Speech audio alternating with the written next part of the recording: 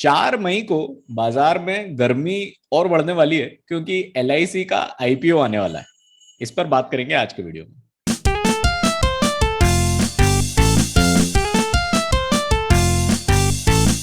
LIC हमारे यहाँ insurance का सिनोनिम है, जैसे जेरोक्स फोटोकॉपी का सिनोनिम है। कमाल की बात यह है कि एलआईसी को 1956 में सेटअप किया गया था और वैसे तब तो ये सिंगल प्लेयर था इंश्योरेंस मार्केट में इंडिया में। लेकिन जब मार्केट ओपन हुआ और प्राइवेट प्लेयर्स आए, तब से लेकर आज तक भी एलआईसी इंडिया की सबसे बड़ी इंश्योरेंस कंपनी है। 1959 में जब चेन्नई में एलआईसी बिल्डिंग का इनॉग्रेशन हुआ, तो वो उस टाइम की इंडिया की टॉलेस्ट बिल्डिंग थी। कहीं कहीं पे आता है कि एलआईसी जितना पैसा मैनेज करती है, उतना पैसा पूरे देश के सारे म्यूचुअल फंड हाउसेस मिलकर भी नहीं करते। एलआईसी को वर्ल्ड की सबसे बड़ी इंश्योरेंस कंपनीज में से एक माना जाता है। टॉप 10 टॉप 15 की आप लिस्ट बनाएंगे तो उसमें एलआईसी का नाम आएगा। और अब एलआईसी मार्केट में लिस्ट होने वाली है, यानी आप और मैं इसके शेयर्स खरीद और बेच सकेंगे। एलआईसी का आईपीओ आएगा 4 मई को और एक्सपेक्ट किया जा रहा है कि इसका मार्केट वैल्यूएशन रिलायंस और टीसीएस से भी बड़ा होने वाला है। लेकिन इसके पहले हम एलआईसी की और बात करें, मैं आपको हमारे 2021 के बजट के वीडियो को याद दिलाना चाहता हूं। इस वीडियो की लिंक रहेगी डिस्क्रिप्शन में। दरअसल तब अभिषेक ने बताया भी था कि सरकार डिस इन्वेस्टमेंट से 1,75,000 करोड़ रेज करना चाहती। इसी डिस इन्वेस्टमेंट के चलते बैंक्स प्राइवेट हो रहे थे और एलआईसी भी पब्लिकली लिस्टेड कंपनी बन रही थी उस टाइम पे। लेकिन उस साल ये हो नहीं पाया, तो 1,75,000 करोड़ की जगह गवर्नमेंट 78,000 ही डिस इन्वेस्टमेंट कर पाई। तो इस बार के बजट में डिस इन्वेस्टमेंट का टारगेट हो चुका है 65,000 करोड़। और इस 65,000 करोड़ में से 21,000 करोड़ एक्सपेक्टेड हैं एलआईसी के शेयर से। और बाकी का अमाउंट, बैंक्स भी प्राइवेटाइज होने की तैयारी में है, उस पर हमने ऑलरेडी बात की ही थी रिसेंटली, उस वीडियो की भी लिंक रहेगी डिस्क्रिप्शन में। तो बाकी का अमाउंट वहां से आ जाएगा। तो ये थोड़ा मोटा मोटा मैथमेटिक्स था जो मैंने सोचा बता देता हूं। अब हाँ, अगर आप सोच रहे हैं कि कोई कंपनी अपने शेयर्स बेचती है तो वो पैसा कंपनी के पास आना चाहिए, तो फिर सरकार का डिसइन्वेस्टमेंट कहां से बीच में आ गया। तो ये जो पैसा प्राइवेटली शेयर्स ट्रेड होंगे, तो जो पैसा आएगा वो एक्चुअली पैसा आईपीओ से जो पैसा आएगा वो गवर्नमेंट के पास जाएगा, वो एलआईसी कंपनी के पास नहीं जाएगा। अब आप ये भी सोच सकते हैं कि भाई एलआईसी के पास क्यों नहीं जाएगा, गवर्नमेंट के पास क्यों जाएगा। लेकिन इतनी डिटेल में जाने की जरूरत नहीं है, बल्कि जितनी डिटेल में जाने की जरूरत है वो आपको अभिषेक बता ही देंगे। और एक बहुत ही सिंपल भाषा में अभिषेक बताएंगे। तो हम स्टार्ट वहां से करेंगे कि आईपीओ क्या होता है, और वहीं से फिर आगे बढ़ेंगे कि एलआईसी के आईपीओ के बारे में और डिटेल्स जो अभिषेक देंगे। तो अभिषेक, ओवर टू। सबसे पहले आईपीओ की बात करते हैं। जो हमारे व्यूअर्स को आईपीओ स्टॉक मार्केट का नॉलेज कम है, तो उनको सिंपल भाषा में बताते हैं आईपीओ होता क्या है। आप कोई भी बिजनेस करते हैं तो उसके लिए आपको पैसे की जरूरत होती है। तो पैसा कहाँ से आएगा? वो या तो जो भी बिजनेस कर रहा है वो अपना खुद का पैसा लगाए, या वो अपने किसी भी जान पहचान वाले से लोन ले, या बैंक से लोन ले। और एक और तरीका होता है कि मैं लोगों से पैसा इकट्ठा करूँ। तो वो कंपनी जाती है मार्केट में, स्टॉक मार्केट में। मैं मेरी कंपनी को लेके जाता हूँ मार्केट में, और मैं लोगों को बोलता हूँ कि आप मुझे पैसा दीजिए और उसके बदले में मैं आपको मेरी कंपनी में हिस्सेदारी दूंगा। तो इसको बोलते हैं आईपीओ। जब पहली बार कोई कंपनी मार्केट में जाती है, स्टॉक मार्केट में लिस्ट होती है, तो उसको बोलते हैं जो शेयर लाती है मार्केट में और उसके बदले में लोगों से पैसा लेती है, तो उसको बोलते हैं आईपीओ, इनिशियल पब्लिक ऑफर। तो वही एलआईसी का आईपीओ आ रहा है। एलआईसी फर्स्ट टाइम मार्केट में, स्टॉक मार्केट में लिस्ट हो रही है, अपना इनिशियल पब्लिक ऑफर लेके आ रही है। और वो पैसा रेज करेगी, जैसे शोएब ने बताया। वो पैसा कंपनी में नहीं आएगा, वो सरकार में के पास जाएगा। ये काफी लंबी कई प्रोसेस होती है कि सरकार के पास जा रहा है, वो हम बाद में कभी डिस्कस करेंगे। तो एलआईसी का आईपीओ आ रहा है। ये आईपीओ जो आएगा ये 4 मई को खुलेगा और 9 मई को बंद होगा। अब कोई भी आईपीओ आता है इसमें आपको अप्लाई करना पड़ता है। तो कंपनी एक आईपीओ लेके आती है, एक प्राइस बैंड लेके आती है। मार्केट में कोई भी चीज आ रही है तो उसकी प्राइस, एक प्राइस रहेगी वो कि किस प्राइस में मैं अपने शेयर बेच रहा हूँ। तो ये जो आईपीओ आने वाला है, इसकी जो प्राइस बैंड है वो है 902 to 949 के बीच में। इस बीच में आप आप बिड कर सकते हैं, आप अप्लाई कर सकते हैं कि मुझे इसके शेयर चाहिए। इसमें ये भी रहेगा कि जो LIC की पॉलिसी होल्डर है उनको 60 रुपीज़ का डिस्काउंट मिलेगा, और जो LIC के एम्प्लॉई है और जो रिटेल इन्वेस्टर है उनको 45 रुपीज़ का डिस्काउंट मिलेगा। तो आप 4 मई से लेकर 9 मई के बीच में आप अप्लाई कर सकते हैं। तो इसके लिए आपका डीमेट अकाउंट होना जरूरी रहेगा। इस IPO के थ्रू सरकार लगभग 21,000 करोड़ रुपए, जिस शेयर ने बताया कि डिसइन्वेस्टमेंट का जो सरकार का टोटल बजट था, उसमें से 21,000 करोड़ रुपए सरकार इससे इस IPO से कमाना चाहती है। पहले इस IPO की जो साइज थी वो थी 65,000 crore rupees, but due to Russia Ukraine war ये IPO पहले आने वाला था, मार्च में आने वाला था, पर रशिया यूक्रेन की जो वॉर हुई जिससे जो मार्केट सेंटीमेंट खराब हुआ, तो सरकार ने ये IPO डिले किया और साइज भी रिड्यूस कर दी from 65,000 crore to 21,000 crore rupees. इस 21,000 करोड़ में सरकार अपनी 3.5% इक्विटी मार्केट में लाएगी। अभी सरकार के पास 100% इक्विटी LIC की, वो अपनी 3.5% शेयर वो मार्केट में बेच रही है। इस नंबर ऑफ शेयर की बात करें, कितने शेयर हो गए 3.5%, ये हो गए लगभग 22.13 करोड़ शेयर्स। अब आप अप्लाई करेंगे, जरूरी नहीं आपने अप्लाई किया तो आपको अलॉटमेंट आते हैं। आप सबसे पहले आप अप्लाई करते हैं, तो कितने लोगों ने अप्लाई किया है, कितने शेयर्स के लिए अप्लाई किया है, अगर वो कम है, नंबर ऑफ शेयर्स ज्यादा और नंबर ऑफ एप्लीकेंट्स कम है उस एप्लीकेशन जिन्होंने अप्लाई किया कि मुझे शेयर चाहिए, तो अलॉटमेंट हो जाता है। बट जैसे LIC है, काफी बस है इस IPO को लेके, तो सब्सक्रिप्शन ज्यादा होगा। आपने सुना ही होगा कि जब IPO आया है आते, तो आपने सुना होगा कि 2 टाइम सब्सक्राइब हो गया है, 3 टाइम सब्सक्राइब हो गया है। तो इसका मीनिंग ये रहता है कि जितने शेयर मार्केट में आए हैं उससे दुगनी एप्लीकेशंस इस लोगों की आ चुकी है शेयर खरीदने के लिए।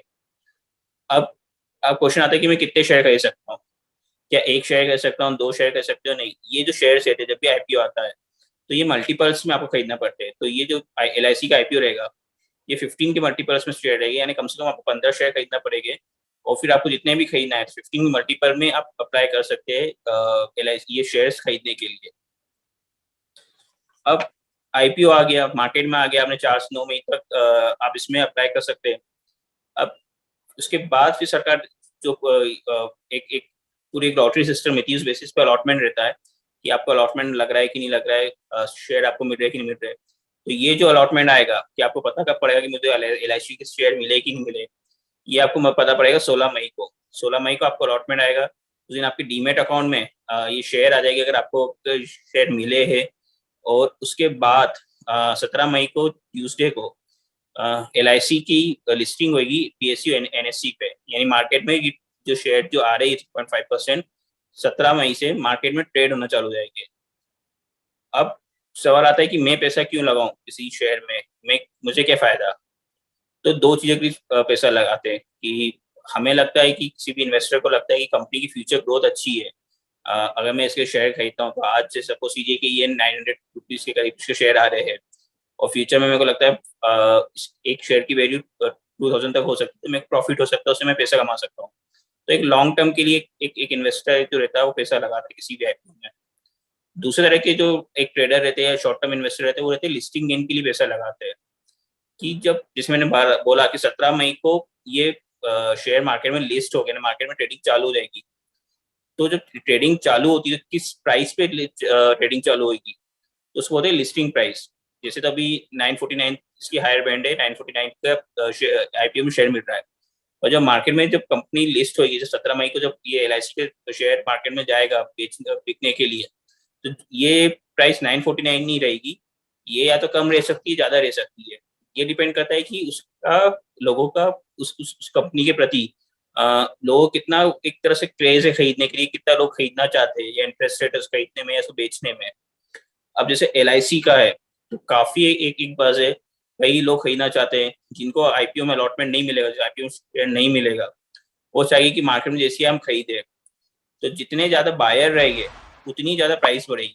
तो सपोज ये 949 की उसकी लिस्टिंग अगर ज्यादा होती है, 1000 रुपीज होता है, तो आपको लिस्टिंग पे इसी दिन जिस दिन लिस्ट हुई उस दिन एक शेयर 50 रुपए का आपको गेन मिल जाएगा। तो कुछ जो लिस्टिंग गेन की रहते हैं, तो उसी समय जैसे 1000 रुपीज प्राइस के सपोज 1000 रुपीज पे लिस्ट हुआ, तो उसी समय बेच के निकल जाते हैं, और वो एक प्रॉफिट, अच्छा खासा प्रॉफिट बुक कर रहे थे। रिसेंटली आपने नायका के केस में सुना होगा कि नायका के केस में अच्छा काफी एक एक एक काफी अच्छा लिस्टिंग गेन मिला था। उसी तरह से LIC के बारे में भी बात की जा रही है कि इसको अच्छा एक लिस्टिंग गेन मिल सकता है। ये पूरा एक कैलकुलेशन रहती है, मैटर रहती है। अभी टाइम है इसका IPO आने में, तभी कहना मुश्किल होगा कि कितना आप गेन एक्सपेक्ट कर सकते हैं। ये बाद में जैसे जब IPO खुलेगा उसमें कितना सब्सक्रिप्शन हो रहा है, लोगों का क्या व्यू बन रहा है, उस पे आप डिसाइड कर सकते हैं कि आपको कितना लिस्टिंग गेन मिल सकता है लिस्टिंग के डे पे। तो ये तो बात है बेसिक IPO की कि ये IPO क्यों आ रहा है, कितने बड़े शेयर है। जैसे शोएब ने बताया था कि LIC के बारे में बताया कितनी बड़ी कंपनी है, उसी में कुछ मैं पॉइंट सेट करना चाहता हूँ, कुछ नंबर्स बताना चाहता हूँ कि जैसे बताया शोएब ने कि 1956 में 1 सितंबर 1956 में कंपनी फॉर्म हुई थी। उस समय भारत में लगभग 245 छोटी बड़ी प्राइवेट इंश्योरेंस कंपनियां थी। उन सबको मर्ज करके उन सबका नेशनलाइज करके LIC को फॉर्म हुआ था। और उस समय जो कैपिटल जो सरकार ने पैसा डाला था वो थे कि 5 करोड़ रुपए। उस समय जो 5 करोड़ डाले सरकार ने, आज सरकार के 3.5% शेयर के लिए 21,000 करोड़ रुपए मांग रही है। उसके बाद LIC की साइज कितनी है कि LIC कितना पैसा मैनेज करता है, लोगों की कितने लोगों की पॉलिसी है। आप देखिए हर घर में भारत के किसी न किसी के किसी भी घर के एक सदस्य के पास LIC की पॉलिसी होगी। तो जो सरकार जो LIC जो टोटल पैसा मैनेज करती जो जिनकी पॉलिसी जिससे पैसा मिलता है उसकी वैल्यू है 40 lakh crore public money LIC manage करती है। अब नंबर से बात करें कि LIC का साइज कितना है, तो ये 5th लार्जेस्ट इंश्योरेंस कंपनी है, इंडिया की लार्जेस्ट असेट मैनेजमेंट कंपनी है। अगर हम प्रीमियम की बात करें कि किसी महीने में कितना प्रीमियम लोग एक लाइफ इंश्योरेंस में पे कर रहे हैं, तो उसमें से 61.6% प्रीमियम LIC के पास आता है। ये जो प्रीमियम है ये टोटल प्रीमियम है। अगर न्यू बिजनेस प्रीमियम की बात करें, किसी नई पॉलिसी खरीदी है, सपोज ये कि 10 लोग नई पॉलिसी खरीद रहे हैं, तो उसमें से LIC का शेयर कितना है, तो वो है 61.4%। यानी अगर 10 लोग एक महीने में पॉलिसी खरीद रहे हैं तो 6 लोग उसमें से LIC की पॉलिसी खरीदते, बाकी 4 लोग दूसरी कंपनी की पॉलिसी खरीद रहे हैं। अब जो पॉलिसीज रहती है लाइफ इंश्योरेंस पॉलिसी, आपको पता होगा कि इंडिविजुअल रहती है, ग्रुप रहती है। तो इंडिविजुअल में जो मार्केट शेयर है LIC का वो है 71.8%। यानी अगर 10 इंडिविजुअल अगर पॉलिसी खरीद रहा है तो उसमें से 8 लोग LIC की पॉलिसी खरीद रहे हैं, 2 लोग दूसरी कंपनी की पॉलिसी खरीद रहे हैं। ग्रुप इंश्योरेंस में भी ये और परसेंटेज बढ़ जाता है, ये होता है 88.8%। यानी लगभग 10 में से 9 अगर 10 ग्रुप पॉलिसी बिकी है तो 9 ग्रुप पॉलिसी LIC की होगी। तो ये LIC की साइज है, काफी बड़ी एक LIC की साइज है। अब हम बात करें कि LIC के जो IPO आ रहा है, तो कुछ लोग अपोज कर रहे हैं, कुछ लोग फेवर कर रहे हैं। तो इन दोनों के क्या पॉइंट है। जो अपोज कर रहे हैं, जैसे LIC यूनियन अपोज कर रही है, कई संगठन जो अपोज कर रहे हैं LIC का, तो वो अपोज ये कर रहे हैं कि उनके 2 पॉइंट है। पहला कि अभी LIC का पूरा मालिकाना हक सरकार के पास है। सरकार किसी कंपनी को चला रही, तो सरकारी कंपनी है, तो उसका मेन मोटिव रहता है कि आम लोगों की के फेवर में डिसीजन लेना। कि जो LIC जो पॉलिसी होल्डर है और जो पॉलिसी होल्डर है एक आम आदमी है, एक छोटे से छोटा व्यक्ति, एक मध्यम क्लास के व्यक्ति के पास भी LIC पॉलिसी रहती है। तो कंपनी का ही मोटिव रहता है कि मैं जो पॉलिसी होल्डर है उनके बेनिफिट के लिए कैसे काम कर सकता हूँ। जब कोई भी कंपनी मार्केट में आती है, 3.5% स्टेक आया है, धीरे धीरे हो सकता है कि सरकार और अपने स्टेक डाइल्यूट करे। तो जब मार्केट में आती कंपनी, तो फिर उसको मार्केट की तरह से देखना पड़ता है, उसको देखना पड़ता है कंपनी का बेनिफिट किस चीज में होगा। वो ध्यान हट जाता है कि मेरे जो कस्टमर्स है, जो मेरे जो पॉलिसी होल्डर है, उनका बेनिफिट कैसे हो। तो उसकी जगह कंपनी सोचने लगती है कंपनी का बेनिफिट कैसे हो, मैं क्या डिसीजन लूँ ताकि कंपनी का बेनिफिट हो, कि मेरे नेक्स्ट क्वार्टर का रिजल्ट इंप्रूव हो सके, या मेरे आने वाले क्वार्टर से आने वाले सालों का मेरा फाइनेंशियल परफॉर्मेंस इंप्रूव हो सके।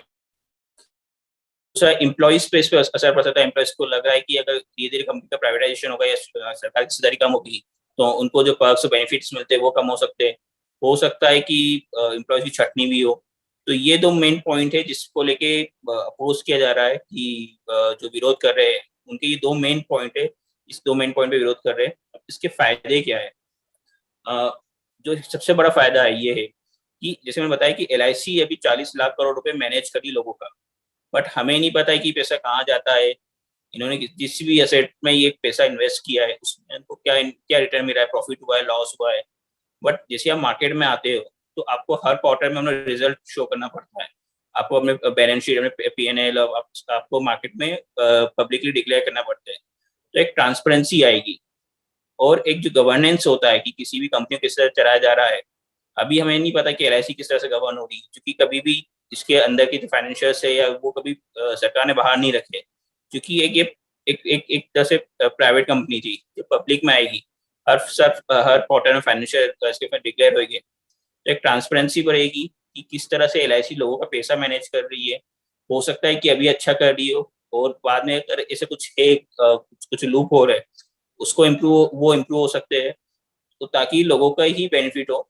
तो ये सबसे बड़ा पॉइंट है कि ट्रांसपेरेंसी आएगी, एक ट्रस्ट फैक्टर, एक ट्रस्ट आएगा कि आपको पता पड़ेगा कि हाँ एलआईसी ने मेरा जो आप लोगों का पैसा है इस असेट में डाला था तो उसमें कितना रिटर्न मिला है। अभी क्या होता है कि अभी आपने सुना ही होगा कि जब भी स्टॉक मार्केट है तो सरकार एलआईसी फोन लगाती है कि इतने 1,000 करोड़ रुपए डाल दो, मार्केट में इतने शेयर खरीद लो। कोई कंपनी डूबती, सरकारी कंपनी, कोई बैंक डूबती है तो एलआईसी को बोला जाता है कि आप ये बैंक को खरीद लो। तो वो जो बैंक कंपनी एलआईसी ने खरीदी है किसी के कहने पे, तो उसमें कितना उसको प्रॉफिट हुआ है या लॉस हुआ है वो भी पता नहीं था। अब एक बार मार्केट में लिस्ट हो जाएगी तो ये हमें सब पता लगेगा कि एलआईसी ने इस बैंक में या इस कंपनी में इतना पैसा डाला था तो उसको क्या प्रॉफिट या लॉस हुआ। ये जो बात है किस कंपनी में कितना पैसा डाला, उसमें क्या प्रॉफिट और क्या लॉस हुआ, ये एक्चुअली ये एक्चुअली एक बैलेंस है। मतलब आप इसे टोटली पॉजिटिव या टोटली नेगेटिव के तरह से के चश्मे से नहीं देख सकते। क्योंकि होता क्या है कि अगर मार्केट डाउन जा रहा है, मार्केट अनस्टेबल है और सरकार के कहने पर एलआईसी मार्केट में बहुत ज्यादा पैसा लगा के इन्वेस्ट करके मार्केट को स्टेबल करती है, तो ओवरऑल देखा जाए तो एक इकोनॉमी को स्टेबल करने की बात है। या कोई बैंक डूब रहा है और वो बैंक डूबने से बहुत सारे कस्टमर्स का नुकसान हो सकता है उस बैंक के, तो उस बैंक को अक्वायर करके हो सकता है उस बैंक को अक्वायर करके एलआईसी लोगों का ही फायदा कर रही है या वो बैंक को डूबने से बचा रही है। ये इसका ये एक नजर है, एक नजरिया है सोचने का। दूसरा नजरिया ये है कि क्या ऐसा किसी कंपनी को या किसी सरकारी ऑर्गेनाइजेशन को करना भी चाहिए? क्या फ्री मार्केट्स में ऐसा होना भी चाहिए? अगर कोई कंपनी डूब रही है या कोई बैंक अच्छा नहीं कर पा रहा है, तो इंस्टेड ऑफ फाइंडिंग आउट कि ये क्यों हुआ और instead of learning from our mistakes, हम उस बैंक को टू बिग टू फेल क्यों बना रहे हैं, उसे डूबने से क्यों बचा रहे हैं? तो दोनों तरफ उसके दोनों प्रोज और कॉन्स होते हैं। लेकिन अब जैसा अभिषेक ने बताया कि एक बार पब्लिकली लिस्टेड अगर कंपनी हो जाती है तो फिर उन्हें उनके results, financial results, quarterly result सब पब्लिक करना पड़ते हैं। उन्हें बताना पड़ता है कि हमने इस बैंक को खरीदने में इतना पैसा लगाया और इतने सालों में या इतने क्वार्टर्स में हमें उससे इतना फायदा हुआ या इतना नुकसान हुआ। तो वो सारी बातें बाहर आएंगी, जो एक ट्रांसपेरेंसी है, ट्रांसपेरेंसी मेंटेन होगी। तो ये आई गेस सबके लिए अच्छा ही है। इस बार के कॉन कॉल में इतना ही। अगली बार फिर मिलेंगे, तब तक के लिए टेक केयर।